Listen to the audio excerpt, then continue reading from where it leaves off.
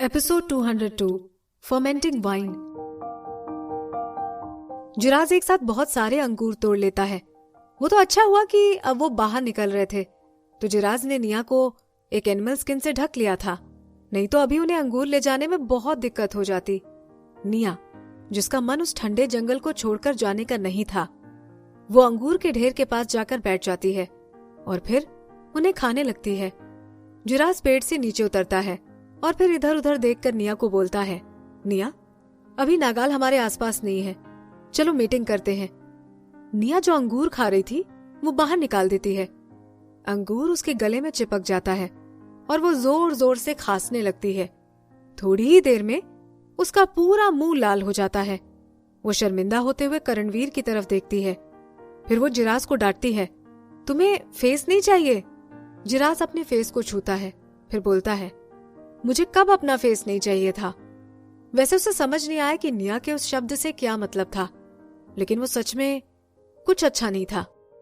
जिराज उसे इग्नोर करने का सोचता है। वो पिछली बार निया को प्रेग्नेंट नहीं कर पाया था, उसके लिए वो खुद को हारा हुआ मान रहा था। इसलिए उसने इस बार सोच रखा था कि जब निया की एस्ट्रस साइकिल खत्म होने वाली होगी, वो फिर से उसे मीटिंग करने के लिए रिक्वेस्ट करेगा। लेकिन फिर भी वो चिंतित था।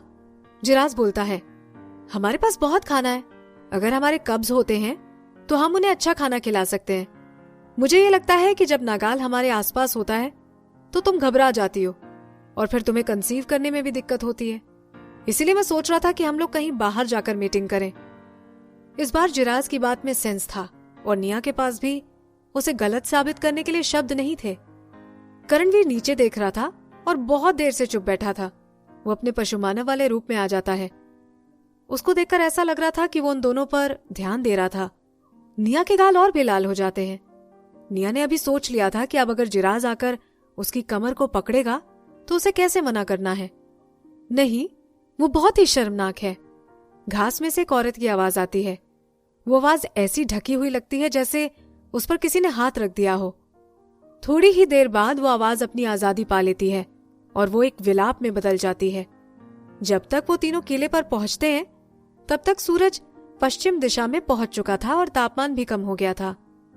निया जिराज की बॉडी पर से कूद जाती है और दौड़कर अपने गुस्से से फूले हुए गालों के साथ नदी पर नहाने चली जाती है। निया की नजर से इस किले में रहने का एक ही फायदा है कि वो जब चाहे तब वो नदी में जाकर नहा सकती है। जब तक बैकयार्ड में कोई दरवाजे की रक्षा कर रहा होता है तब तक कोई भी अंदर नहीं आ सकता है।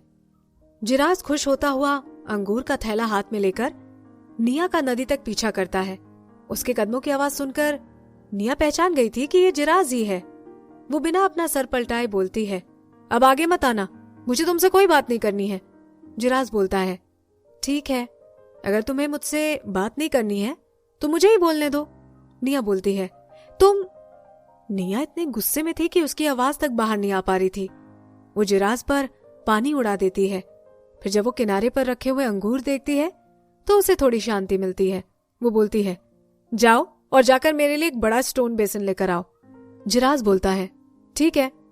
जिराज अपना सर हिलाता है और सभी पानी की बूंदें निया के मुंह पर आ जाती हैं। निया उसका जवाब देना चाहती थी, लेकिन तब तक वो भाप की तरह वहां से भाग गया। निया इतनी पागल हो गई थी कि वो 4-5 बार पानी को थप्पड़ मार देती है। अभी अभी क्योंकि वहां पर पानी की परेशानी थी, इसीलिए वो अंगूर बहुत मीठे थे।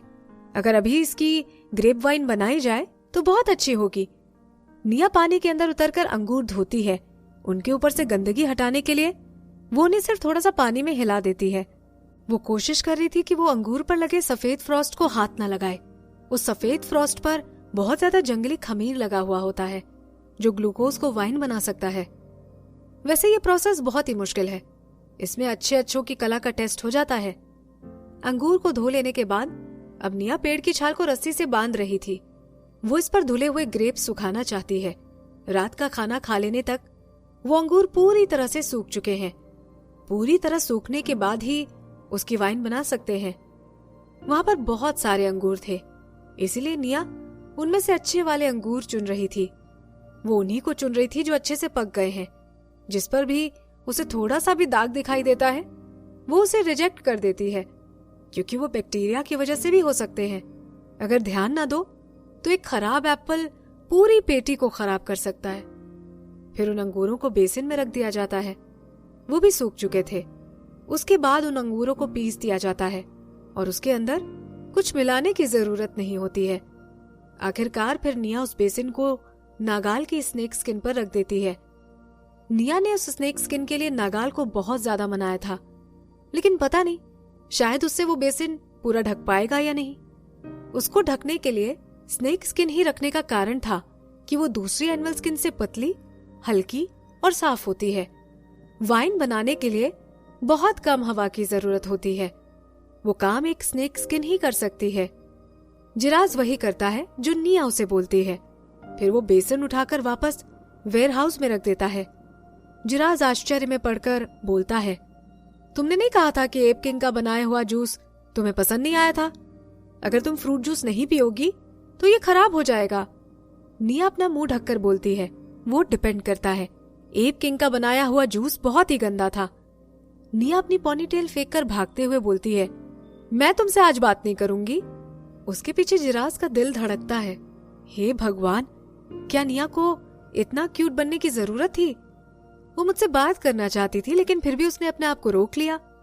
जब उसका दिल जोरों से धड़क रहा था तो उसे समझ में आया था कि कुछ तो गड़बड़ है। ये सच है कि जब आदमी को उसकी साथी मिल जाती है तो वो एक बददिमाग आदमी बन जाता है जो उसे दिलो जान से प्यार करता है। ऊपर भागने के बाद निया सीधे नागाल के नेस्ट में चली जाती है। बहुत खेल ली।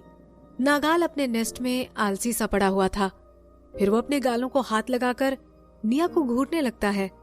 फिर वो अपनी पूंछ उठाकर निया के पैरों पर रख देता है। निया आसानी से अपने जूते निकाल देती है और फिर पलटकर ठंडी बॉडी पर कूद जाती है। निया बोलती है, मैं खेल नहीं रही थी, मैं कुछ सीरियस कर रही थी। नागाल बोलता है, ठीक है। उसकी आवाज से लग रहा था जैसे उसने उसे माफ कर दिया हो।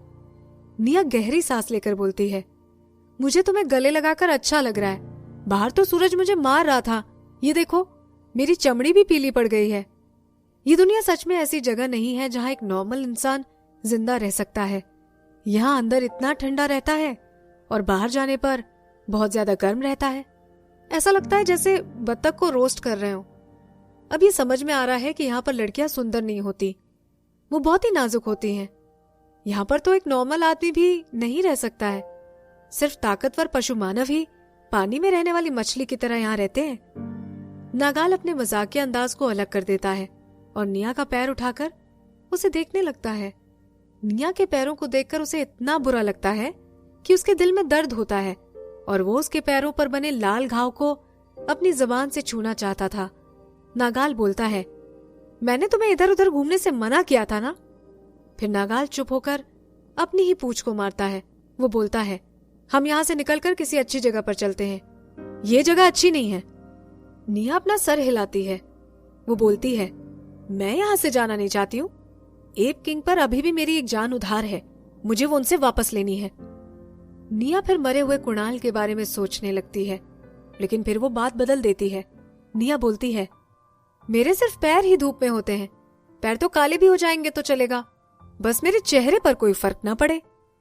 नागाल फिर से अपनी जुबान बाहर निकालता है। जब वो उसके पैरों की तरफ देखता है तो अचानक उसके एक्सप्रेशन बदल जाते हैं। पता नहीं किस वजह से उसके बाल उठने लगते हैं, जैसे उसकी स्किन पर कोई ठंडी एनर्जी चल रही हो। उसके शरीर में ठंडक जा रही थी। फिर वो जब नागाल की तरफ देखती है तो उसे पता चलता है कि बात क्या है। वो घबराकर पूछती है, क्या बात है? नागाल गुस्से से बोलता है, आज तुम बाहर इसीलिए गई थी ताकि तुम जिराज के साथ समय बिता सको। ऐसा लग रहा था कि उसकी जुबान जहर निकाल रही हो और उसे सब कुछ सुन करने की ताकत हो। निया की बॉडी फ्रीज हो जाती है और वो भूल जाती है कि कैसे मूव करते हैं। नागाल गुस्से से बोलता है, उसने ये बाहर करने की भी कोशिश की थी, वो भी ऐसे ही कुछ नहीं कर सकता है, क्योंकि जब हम काम कर रहे होते हैं तो जंगली पशु आसानी से हमला कर देते हैं। वैसे जिराज जो एक 3 स्ट्राइप पशु मानव है, वो इतना बेशर्म कैसे हो सकता है? साफ दिखाई दे रहा है कि उसके लिए चांदनी की जिंदगी कुछ भी नहीं है। निया बोलती है, नहीं ऐसा नहीं है, करणवीर हमारी रक्षा कर रहा था। निया की आवाज कांप रही थी। उसके कान भी बहुत ध्यान से बाहर की आवाज सुन रहे थे। वो मन में प्रार्थना करती है, प्लीज जिराज अभी मत आना। वो कहते ना कि जिस चीज का डर हमारे मन में होता है वो असल में बदल ही जाती है। जैसे ही निया मन में सोचती है तभी जिराज की आवाज आती है। जिराज बाहर खड़ा होकर चिल्लाता है, शैतान नाग, निया को छोड़ दे, उसे डरा मत। मैंने उससे मीटिंग के लिए जबरदस्ती की थी। अगर तुझे किसी पर गुस्सा निकालना है तो मेरे सामने आ। उसके दांत चमक रहे थे। नागाल भी निया को छोड़ देता है और फिर तेजी से दरवाजे की तरफ जाने लगता है। जिराज तुरंत ही पलटकर दौड़ने लगता है। वो दौड़ता हुआ पशु मानव बन जाता है और रेलिंग से नीचे उतर जाता है। निया उनका पीछा कर रही थी। एक नाग और एक तेंदुआ जमीन पर उतर जाते हैं और उनकी लड़ाई शुरू हो जाती है। अच्छा, तो अगर सही बोले तो ये एक ही साइडेड लड़ाई थी जिसमें नागाल जिराज पर हमला कर रहा था। निया को सच में डर लगता है कि नागाल जिराज को मार देगा। यही सोचकर वो दौड़ते हुए नीचे उतरती है। वो जल्दी जल्दी में एक बड़ी भारी बॉडी से टकरा जाती है। उसका सर नीचे रहता है, इसलिए वो सर ही वहां टकराता है और थोड़ी देर के लिए वो सब भूल जाती है। करणवीर निया के कंधे पकड़कर उसे संभाल कर बोलता है, निया। निया अपना सर हिलाती है और फिर करणवीर को देखती है। फिर वो बोलती है, जिराज और नागाल में झगड़ा हो गया है, जल्दी चलो, उन्हें रोकना है। उसकी आवाज में चिंता साफ दिखाई दे रही थी। वो नीचे देखता है। उसका मन हो रहा था कि वो निया की बात माने। फिर वो थोड़ा सा आगे बढ़कर किसी कारण से रुक जाता है। करणवीर निया को बोलता है, तुम चिंता मत करो, नागाल उसको नहीं मारेगा। उसे निया का रक्षक होने के नाते जो मजा मिल रहा था उससे वो संतुष्ट था। अब समझ आ ही रहा था कि उसे जिराज से जलन हो रही थी। जब करणवीर देखता है कि नागाल जिराज को अच्छे से सबक सिखा रहा है तो उसे अच्छा लगता है। जिराज भाग रहा था, लेकिन जब भी वो 2 कदम आगे बढ़ता नागाल उसे अपनी पूंछ से मार देता।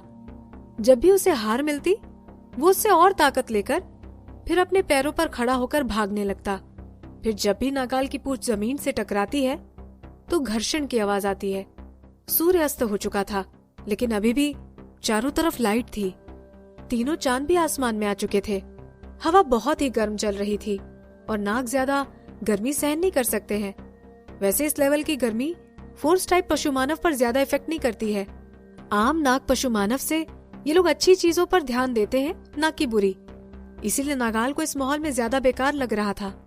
फिर वो जिराज को एक बार अपनी पूंछ से फेंक देता है और फिर आसमान की तरफ देखना शुरू कर देता है। शाम हो चुकी थी, लेकिन आसमान में अभी भी चमक बाकी थी। नागाल की आंखें लाल हो जाती हैं। उसकी छोटी और लाल आंखों में आसमान साफ दिखाई देता है। वो साफ था, लेकिन फिर भी अपशकुन की हिंट दे रहा था। जिराज फिर वापस आ जाता है और लंगड़ाते हुए सीढ़ियां चढ़ने लगता है। उसके होठों के किनारों पर से खून निकल रहा था। फिर वो अपने नेस्ट के पास पहुंचकर उस पर गिर जाता है। ऐसा लग रहा था कि उसकी सांसें कम चल रही थी। निया इस बार उसे कंधा नहीं देना चाहती थी। वो बस टॉवेल लेकर उसका खून साफ करती है। निया धीरे से बोलती है, मैंने तुम्हें मना किया था ना कि ऐसा मत करो, लेकिन तुम नहीं माने। अब देखो ये क्या हो रहा है। जिराज इंसान बन जाता है और उसके बाल उसकी स्किन बन जाती है। अब उसके मुंह के पास खून के निशान साफ दिखाई दे रहे थे। निया आसानी से खून साफ कर देती है। जिराज बोलता है, मुझे तुम्हारे साथ अपने कब्ज चाहिए। उसकी गोल्डन आंखों के सामने धुंधला आ जाता है। शायद वो मार की वजह से हो गया था। फिर वो आगे बोलता है, तुम्हारे और नागाल के बच्चे तो अब बड़े हो गए हैं। उसकी आवाज में असंतुष्टि साफ दिखाई दे रही थी। तो क्या हुआ अगर उसने मार दिया? कई परिवारों में ऐसी लड़ाई चलती रहती है जब उनमें फीमेल के साथ कॉपुलेट की होड़ होती है। वैसे भी नागाल और जिराज का रिश्ता तो हार्मोनियस था। निया अब उसे और ज्यादा डांटना बर्दाश्त नहीं कर सकती थी। फिर वो जिराज की चोटों को सहलाने लगती है।